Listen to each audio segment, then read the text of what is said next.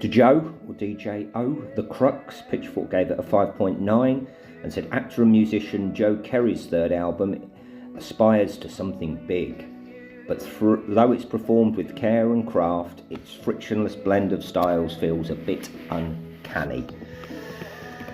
Yeah, not very interesting start, with hints of sort of potential Eels type sound. And then it sounded a bit like the Eels, which were a slightly more poppy version maybe. I was even thinking of bands like ELO and Wings, sort of got that 70s feel. It was a good song for sure, if not necessarily my kind of music. Well produced in a straightforward way, felt like there was some money behind it. Track 2 was a nice surprise, more electronic feel and a turn that I didn't expect. Good pop record with a proper hook and everything. Then there was a bit of Richard Marx 80s sort of style rock. And then I spotted the little Spotify picture.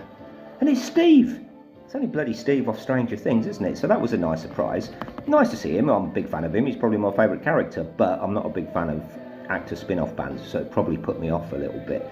They're usually a little bit stage school, and once I knew that bit of information, this album was a little bit stage school.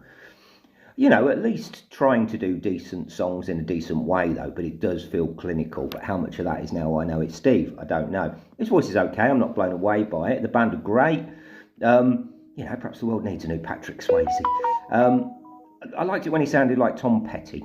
You know, there were some really good moments. You know, more impressed than I expected, probably, but far from groundbreaking. But if it brings new people into music, say if you only listen to a couple of albums a year, Taylor Swift and this or whatever, you'll realise how much better this is. You know, it really is quite good. So therefore I'm going to give it a 6 out of 10.